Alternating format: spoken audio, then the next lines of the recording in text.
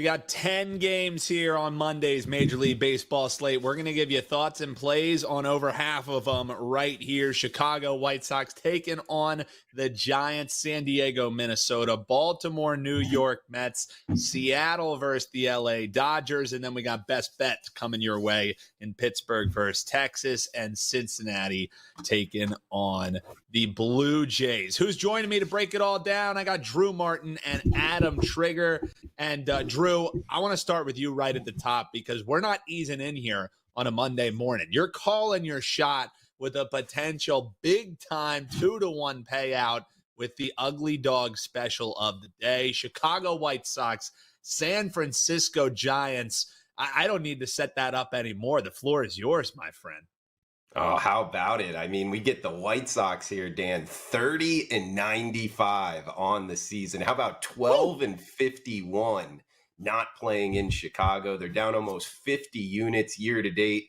Who would bet on this team tonight? I mean, going up against a 500 ball club and the San Francisco Giants, well, let me make the case for you. The San Francisco Giants starter, Kyle Harrison, the lefty, 23 years old out of De La Salle High School. Tell you the truth, his numbers aren't all that great, Dan. I mean, he's averaging just 4 innings a start his last 3. He's 6-5 on the season, a 4 ERA. I guess that's decent. But he's let up 11 earned runs his last 12 innings pitched and 6 bombs. I'm not saying the Chicago White Sox are going to be, putting up crooked numbers like that. But if they can put up a couple here, their starter, Jonathan Cannon, he's actually been pretty good. 4 ERA. I mean, he's 1-1 in his last 3 starts, record wise. If you're 1-1 with the Chicago White Sox, you're doing something right. So catching $2 here, plus 202, risk 100 to win 100 to win $202 up against the San Francisco Giants lineup that over the last 2 weeks, I mean, they're bottom 5 across MLB by weighted runs created plus. I think they're actually going to struggle scoring runs here. So laying minus 225 with the Giants, that's just way too pricey. Hey, I know a lot of people going to be after me, don't bet the Chicago White Sox. They're so bad. But hey, you got to bet numbers sometimes in this business. So we can call it an Adam Trigger special here, Dan. Let's jump on the White Sox plus 202 tonight. And for what it's worth, I know this may end up being more anecdotal than anything, but last 2 series, they won game 1, lost the other 2. So hey, there might be a little mini trend there going that they give it all in game 1. And for what it's worth, that was against the Yankees and the Houston Astros. Now tonight, they play the San Francisco Giants. Drew out the gate. Hop below in the comments. You have to at least give a salute to Drew Martin calling his shot here out of the gate. He's saying, forget the run line, 2-1 money line. Chicago White Sox. That's how you know we're going to have ourselves a week here, gentlemen and ladies, is when we're talking Chicago White Sox money lines out of the gate. Trig, you have a lot of thoughts here on this Padres and Twins game. This is another late one, 9:40 Eastern time, first pitch scheduled. It took almost a month for the Padres to finally lose a series, and interestingly enough, they do it against the Colorado Rockies. So now it's bounce back mode for a team who's been pretty damn hot over this past month. But I will preface that by saying, in this bounce back mode, it's going to likely be without their shortstop who injured his shoulder in last night's loss. So you're probably going to see him sitting on the bench. How do you think they respond from dropping a series and a game last night to the Colorado Rockies? Now they're taking on the Twins. Yeah, so I just want to start by saying, Dan, like these are my 2 highest upside teams in both leagues. Like, I really believe from this point forward, if one of the non-named teams makes a serious run this year, it'll be the Twins in the AL. It'll be the Padres in the NL. So I like both of these teams. I think they're both playoff teams. I wouldn't be at all surprised if one or both win their respective divisions. And they're both real. I mean, both are playing great ball. I know the Twins blew one yesterday, but they've won 12 of their last 18, took 3 of 4 over the weekend against the Rangers. And the Padres had a bad weekend, but they're 20-5 since July 20th. It's the best record in the league. Dan, they've outscored their opponents by 65 runs in that span. And you mentioned Ha-Seong Kim at the top. Obviously, I'm a Ha-Seong Kim guy, former KBO, former Kiwoom hero, now in the making a name for himself in the big leagues. I mean, I don't know that injury moves the needle at all for the Padres either way. Like, he's been playing great ball, but, Bogarts is back. Like, the guys that they have that can fill that spot in the short term, I don't think there's any drop off for them as a team. So the Padres are just going to keep rolling right along as far as I'm concerned. And I think they do in this spot. I think this is a much better spot for the Padres. If this was a little cheaper, this would have been on my client card. Let's talk about Zebby Matthews. It's going to be second career start. I cashed with him last week in his major league debut. But it's worth pointing out that he was handed a very nice cushion in that game. The Twins scored early, they scored often, and he kind of got to coast through 5 innings to get the win. Now, I've watched every start this kid has made at AAA, and I think I have a very good beat on him. You look at his AAA numbers, they're elite. They're probably the best. Like, if you look at every pitcher in AAA that their full season. So for Zebby, you're talking about he started the year at high A, spent a lot of time at AA, made about 4 starts at AAA. His numbers are phenomenal, but I watched every AAA start this guy made. And one of the things I'll point out that I talked about last week before I bet on him against the Royals was the first couple starts, he was catching too much plate. Like, he was too perfect. Didn't have a walk in any of those starts. And there was one occasion where he got blown up. Made the adjustment, started trying to pitch to the corners a little bit more. And it's worked the last 2 starts, but I'm concerned with his ability to do that effectively against a lineup like the Padres, who there's really no bad at bat in this lineup. There's really no soft spot. Even if you take Ha-Seong Kim out, like this is a great lineup 1 through 9. There's no easy outs. And my concern is, if they have a couple of good at bats early, the ball starts to creep back over the plate. And that's where you could see some damage done. My other major concern, the bigger concern for the Twins here, is the Twins' downfall this year, if they don't make a run, will be middle relief. They have nothing. There's nothing for the Twins between their starter and then Griffin Jax and Johan Durant. The one guy that you would say is kind of the best middle reliever got completely blown up yesterday. That's Alcala, and he's now pitched 3 of the last 4 days, gave up 5 runs. You're not going to see him here. The other problem is Griffin Jax, 3 of the last 4. Johan Durant, 4 of the last 5. I'm not saying that they, wouldn't go to one of them with the game on the line, but it's unlikely that you'll see either of them in this game. So even if you get 5 good innings from Zebby Matthews, which I wouldn't say is out of the realm of possibilities here, you're really going to be piecing it together with a Twins bullpen that outside of those 3 is very, very weak and will be the reason if they don't win games down the stretch, September, October, that's going to be the reason right there. The other thing I'm concerned of is, in the last game, the Twins, bunch of run support. Got Zebby an early lead. He was able to kind of be comfortable. And it's easy to pitch with a 5-run lead or whatever they had in that game. Here he's going to be up against Michael King. This guy's quietly best starters in Major League Baseball. I don't think he gets talked about enough. His last 7 starts, 5-1, 1.94 ERA, 52 strikeouts. He's a stud. Doesn't get far. He doesn't even get close to enough credit that he should be for the season that he's having, especially, recently. The Padres, one of the biggest things they did at the trade deadline was shore up that bullpen a little bit. So I give them a pretty big edge in the back half of this game.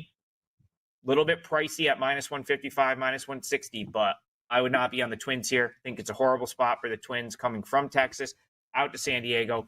I think San Diego's got one of the best home atmospheres in baseball, and I think the Padres bounce back from a very ugly showing this weekend in Denver, a place that seems to be a house of horrors for them. I think they bounce back with a home win here.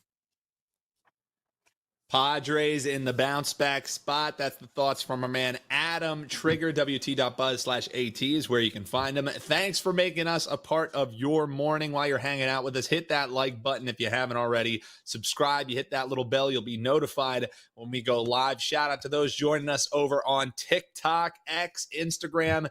You're hanging out with us there. Hit that follow button and we'll stay right there in your timeline. Shout out to the chat over here on YouTube. Titan CT, Colin Campbell, David Gary, RJ Arsenault making a comeback. Good to see you, man. Happy you're back with us here. Boss 429, Michael C as well. I did mention, as Trig was giving the breakdown there, I asked the chat, what do we think? Should we make the Bell have a comeback?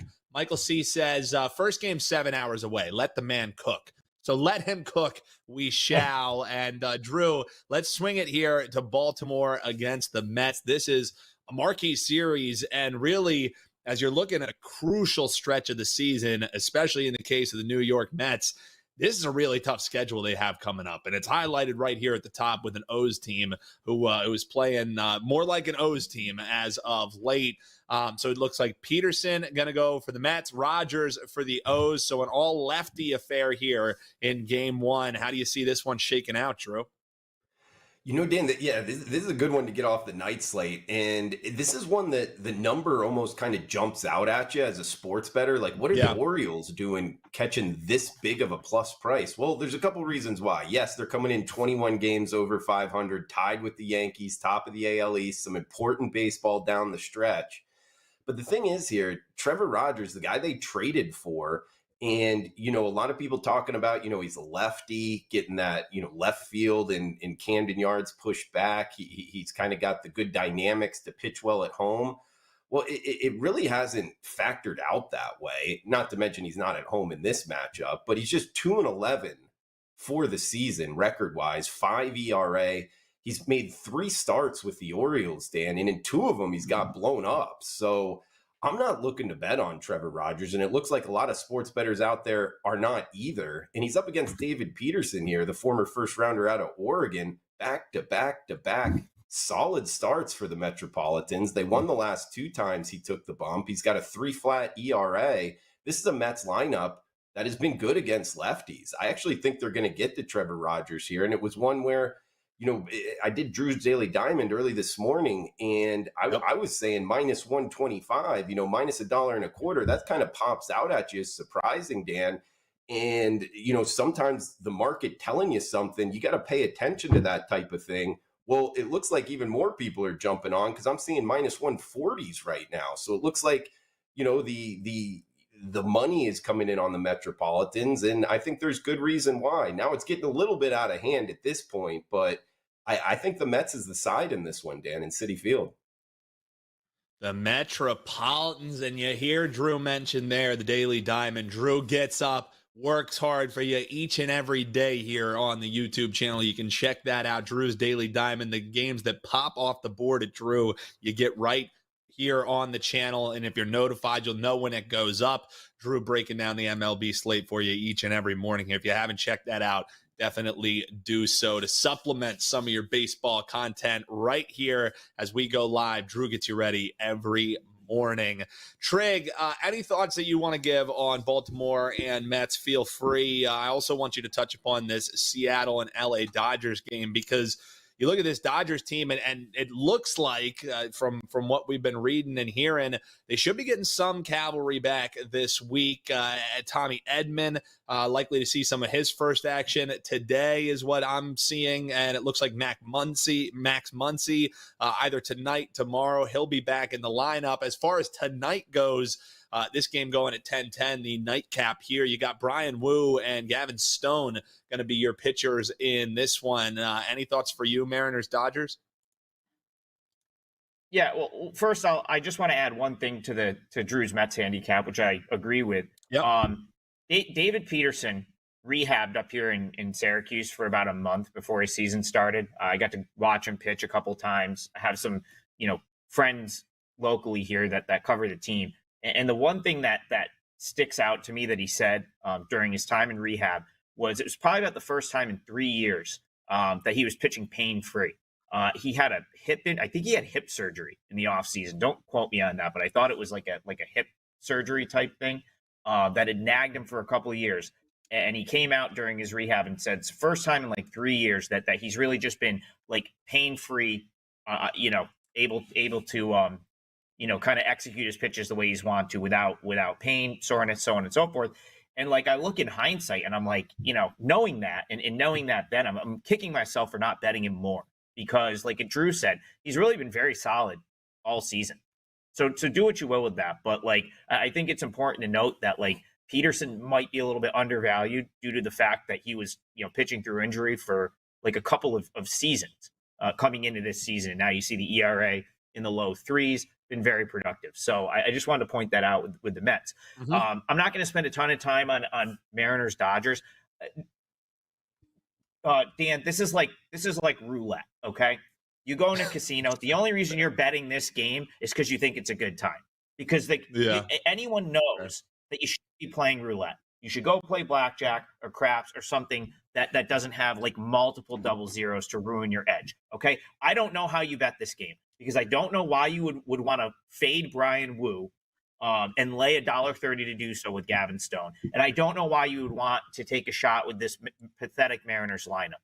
It's like it truly is an impossible game to bet because Wu is far better than Gavin Stone. The Mariners pitching is much better. They just don't hit. They're as frustrating of a team as I've watched all year. We'll get to another frustrating one during my best bets, but they don't hit. They have bad at bats. The guys that they brought in at the deadline are all garbage. I mean, like Justin Turner, like this was the answer. A Rosarena, Turner, Robles, so bad. But then the Dodgers, like the same thing I keep bringing up all year. They're a good team, like a very good team when you look at it like 1-9 on paper.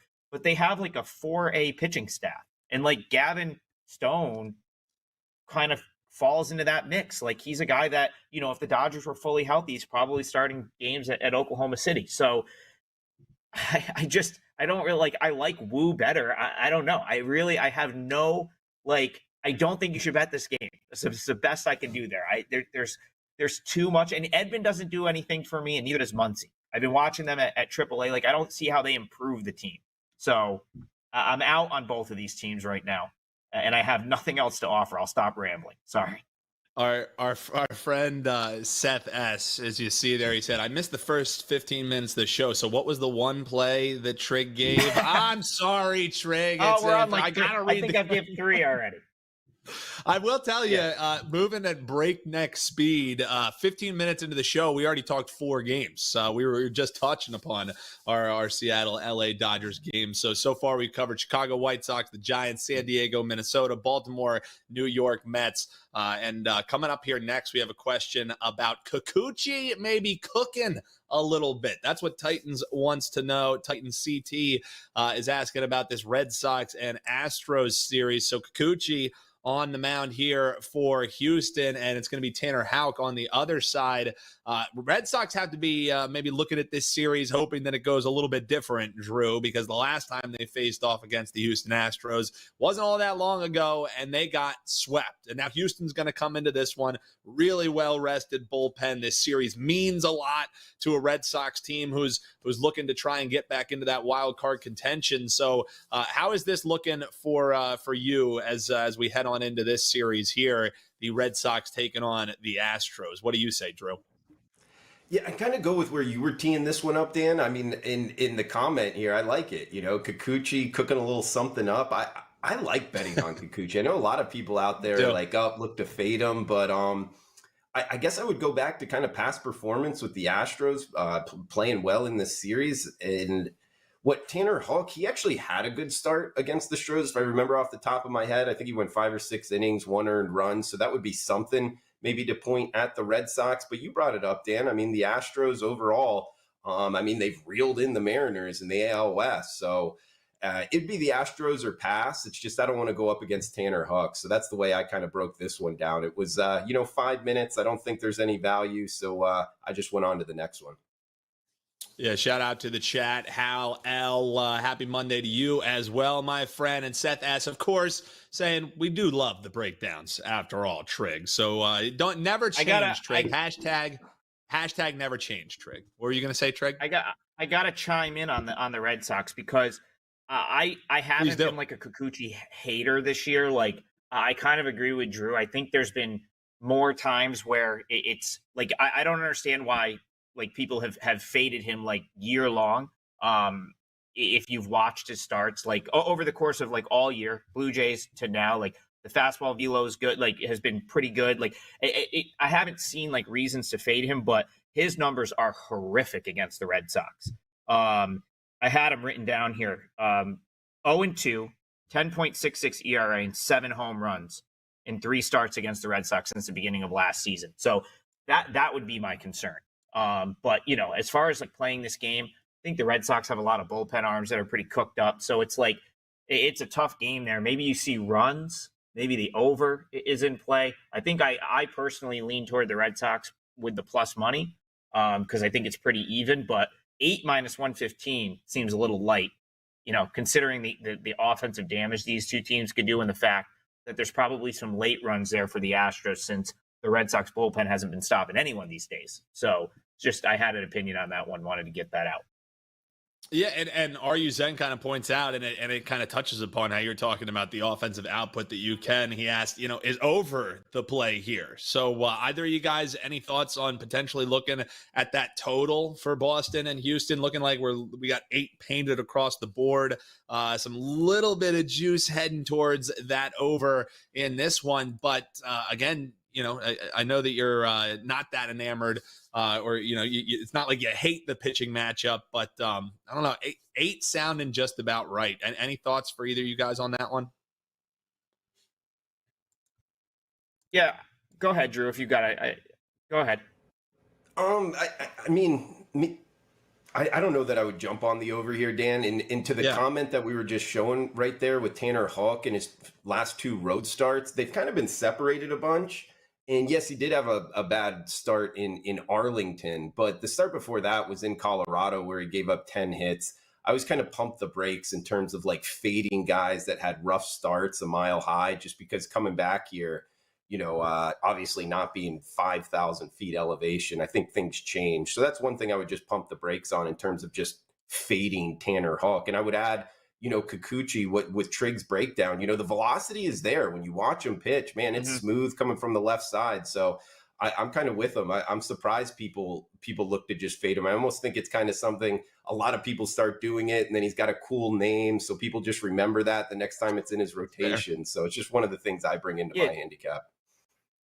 Yeah, I feel the same way. I guess the one thing I'll point out about Houck specifically, the Astros just saw him. So like I definitely lean toward the over here. If you add everything up, the Astros just saw him on August 9th. He had 3 walks and 1 strikeout, which tells me that even though he only allowed 1 run over 6 innings, guy wasn't missing many bats, right? 1 strikeout, 3 walks. It's not great.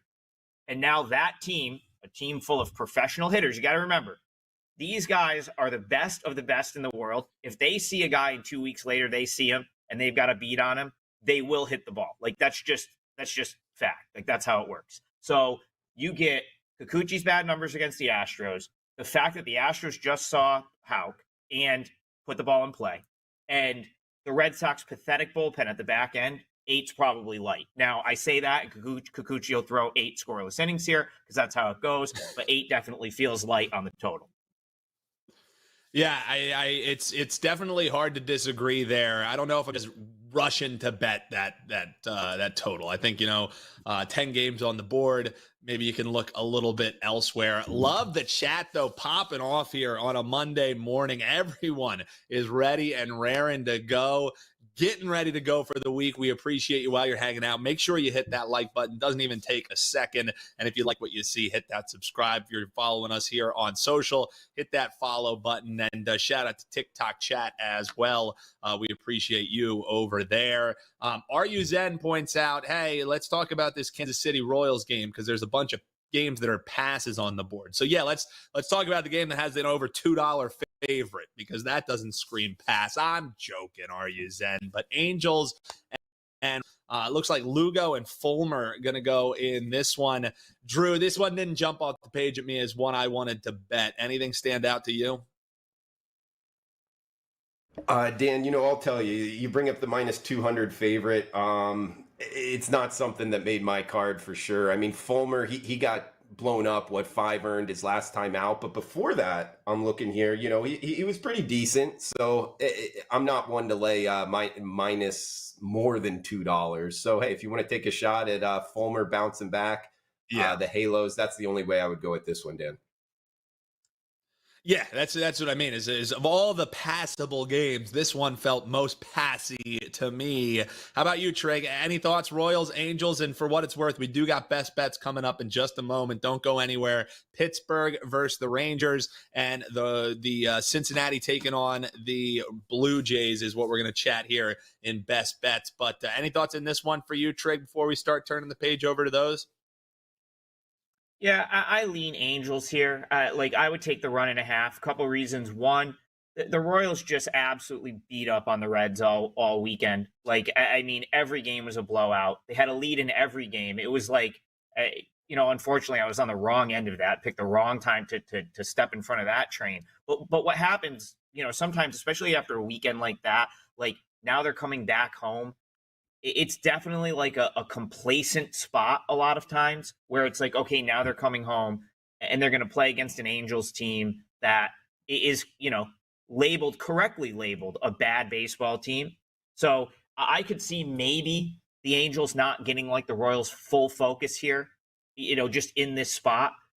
Lugo's a guy that I think, I played against him last time. I think the Zebby Matthews game, if I'm going off of memory, was also fading and playing against Lugo, who did not pitch well in that game. I kind of had a thought that he wouldn't replicate what he did in the first half in the second half.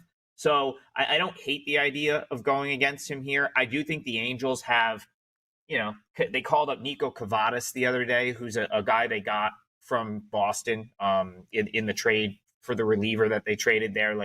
He's been in the lineup. There's, Logan O'Hoppe broke like an 0 for 30 a couple days ago. There's I love Neto, their shortstop. There is some good young talent that's going to show up on in spots for the Angels. They had a nice win against the Braves. I backed them on Friday night. They came out and won that game.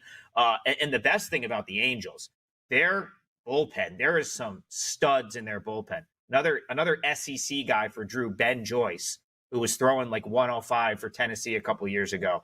I think he's going to be the best closer in baseball probably in a year or two. He's totally figured it out. He's awesome, and you're gonna get him off a couple of losses. Him, Hans Kraus, all of them pitched in a couple of days. So it definitely sets up for the Angels to have a good game. For that reason, I would look toward the plus 1.5. As you know, Dan, bad teams find a way to lose. Which is why I'd prefer to have the run cushion here.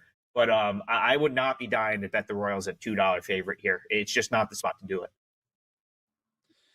Adam Trigger, WT.buzz/AT. You can give him a shout out on X at Adam Trigger WT. All right, boys, let's talk some best bets. Drew, we're going to kick it off with you. You have some thoughts here in the Pirates and Rangers game. But first, let us know what you got locked and loaded for clients over at your page, WT.buzz/DM. You've been seeing it well, and especially when you start things off here on a Monday, you've been seeing it well.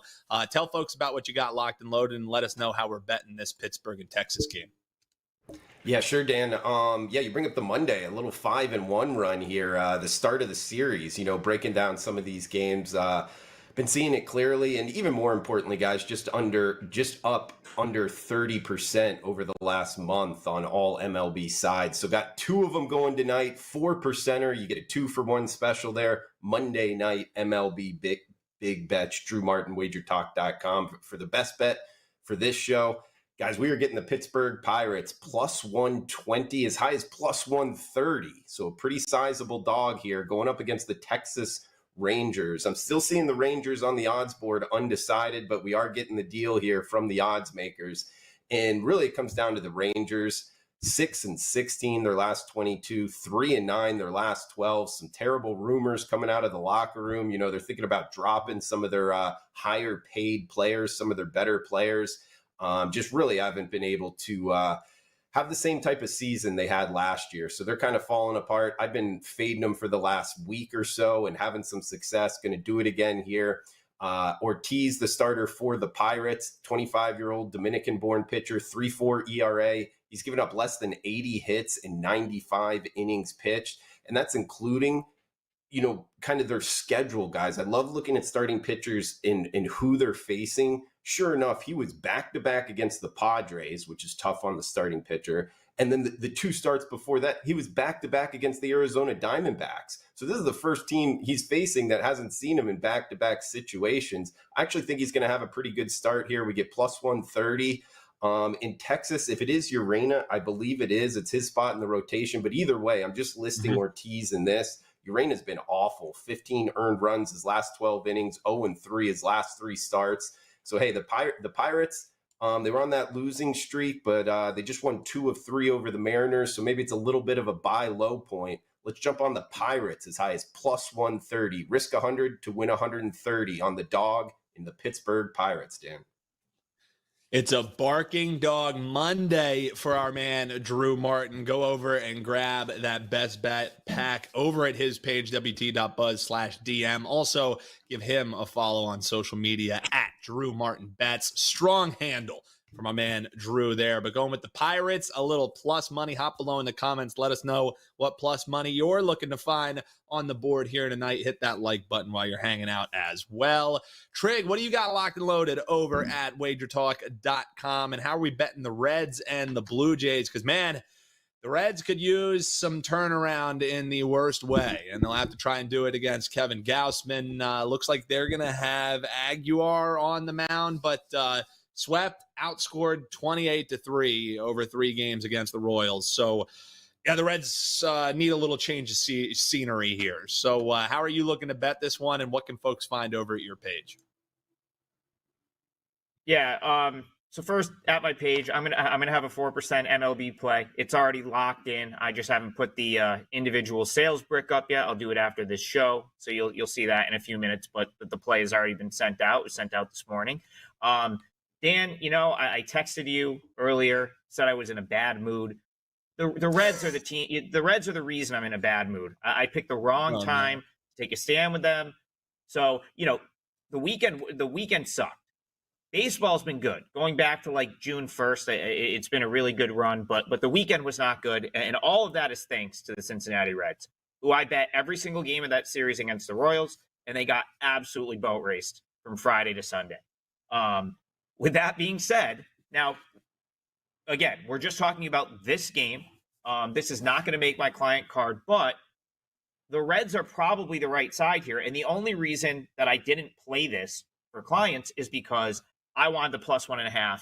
And I think that the odds makers beat me to it, at least to this point. It's a little bit too expensive, for me to play it for a best bet. But I want to talk about Julian Aguilar, who's going to make his major league debut tonight as a starter for the Reds. I've watched most of his minor, he keeps coming up in someone I want to back in the minors. So I've seen him pitch quite a bit. And like, when I look at him, he's just having a really good career in the minors right now. But these are the types of guys that I prefer backing when they're called up, as opposed to the like first rounder that's like got a huge upside, but hasn't really like put it all together yet. Like, I'd much rather have a guy that's consistently been good at AA and AAA like Aguilar has. He wasn't highly drafted. He's just kind of like worked his way up. The last 2 years really is like blown up in that organization and has earned his way up from AA to get a start here.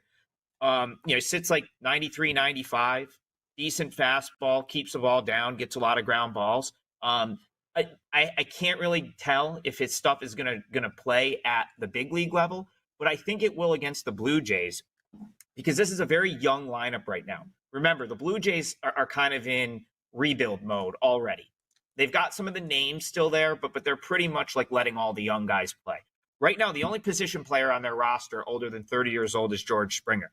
So, it's just a lot of young guys out there, and I think I'd rather have Aguilar against a young lineup as opposed to a lineup that's really going to make him work, because that was what was getting him in trouble at AAA, was the walks. And last time out, he definitely sort of tweaked something or fixed that a little bit, because his most recent start against Omaha last week, 6 innings, 2 runs, 3 hits, 7 strikeouts, no walks. So that was certainly a good sign for him, because earlier this month and toward the end of July, a lot of free passes and had to pitch himself out of a lot of jams.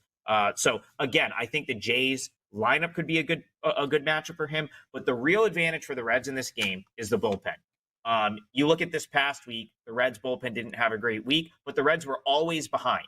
I don't think they led at all. I really think they didn't lead like an inning against the Royals this past weekend. Instantly behind. So a lot of those bullpen innings were sort of mop up, right? Like with not their best relievers. Whereas the Jays, their bullpen is like as bad as it gets. Bullpen WAR for the Jays minus 2.4. It's dead last in the league. The next worst is the Colorado Rockies minus 0.5, and they play at altitude. So the Blue Jays have the worst bullpen in the league. It's not close, and they actually pitched pretty well in Chicago this past weekend. Like they strung together a couple of decent relief outings. So I would be willing to fade that. I'd be like totally willing to go against the Jays bullpen here. And then you got Gausman. I feel like you just know what you're going to get with him at this point. Like he's certainly not having a year that's like, kind of what's made him a name in the past. So even if he gives you 6 good innings here, which he's very capable of doing, I like the Reds' edge at the end of this game. So I really wanted plus 1.5. I would have jumped back into the Reds. Richard in the chat says Cincy team total over. I could see that. I could see the Reds bats waking up. I mean, the weekend was so miserable for them that it's like, this is probably the spot where they start to hit. And if you don't get it off Gausman, you're going to have ample opportunity to score off that Jays bullpen. So Reds plus 1.5 is going to be my best bet for the show. But I don't hate the team total over either. I think the Reds maybe have a little bit of a bounce back here.